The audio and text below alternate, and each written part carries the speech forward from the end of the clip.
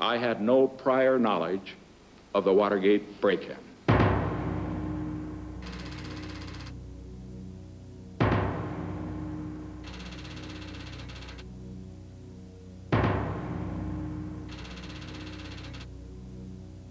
For the first time, the president's men reveal the full extent of the White House crimes known as Watergate.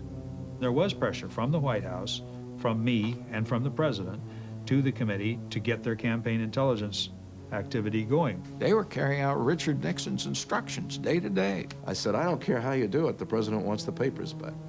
That's all I know. To me, it was a throwaway project. You know, give Liddy the $250,000 and let's get him off our back. And he said, can you get into the Watergate office building? Previously missing documents, tapes from the Oval Office bugging system, a new 5-part series for BBC Two, Watergate, The Untold Story, starting Sunday at 8:50. At 20 foot under, no one can hear you scream. Going underground on BBC Two, Deathline. The last tube is about to leave. Don't miss it. Before that on BBC Two, we join Michael Fish, who has the weather maps at his fingertips. Good evening to you. I thought we'd start by looking at the tropical cyclone that's been affecting Bangladesh. You may well have heard about it on the news. We can pick it out actually on the satellite picture. Lump of cloud there in the Bay of Bengal. That's a really intense cyclone. It's had winds of well over 100 miles an hour, gusts up to 150 miles an hour, and it moved in just to the south of Cox's Bazar.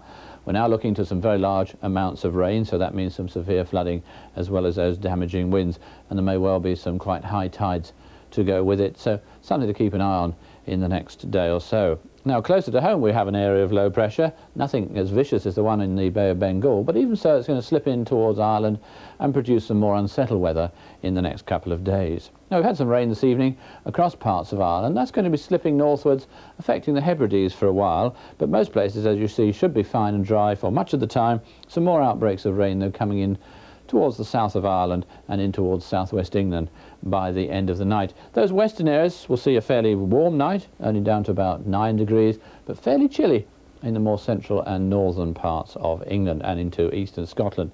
There's the area of low pressure for tomorrow, having moved in closer to us.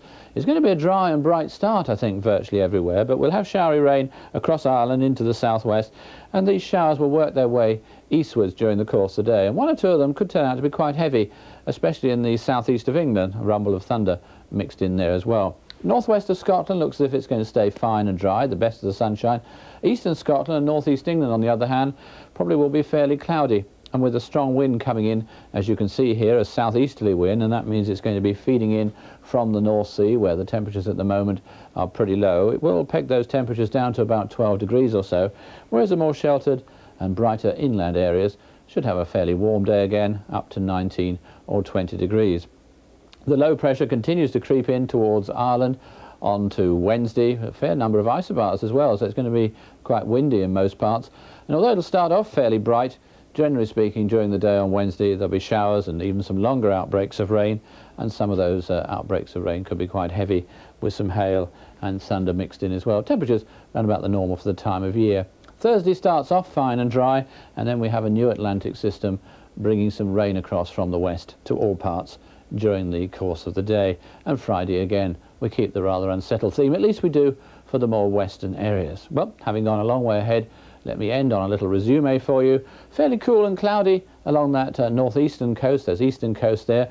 Some fairly bright warm weather in northwestern Scotland. For the rest of the country, after a dry start, showery rain developing during the course of the day, but at least there'll still be some warm sunshine. That's all from me. Have a very good evening to you.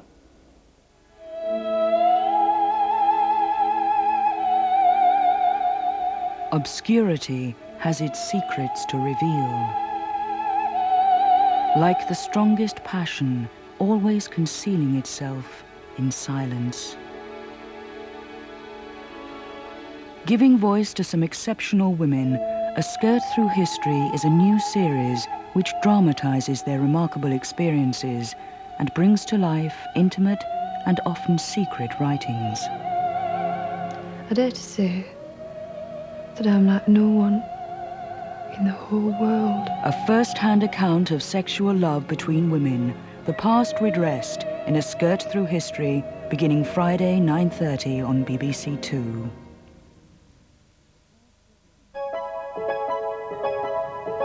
Now, later than scheduled because of tonight's nail-biting conclusion in the World Snooker Final, this weekend's programmes exploring all aspects of life underground draw to a close on BBC Two.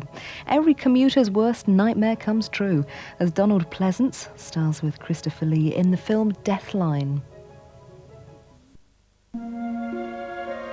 From the author of The Age of Innocence, a tale of forbidden love and extinguished dreams. You're a bad person, Madison. It'll be good when you're gone! Marty! No! We need you. For $50, Matt, we could take the train out west. And we'd send her money, Matt. I owe her that much. I never want to leave this hill.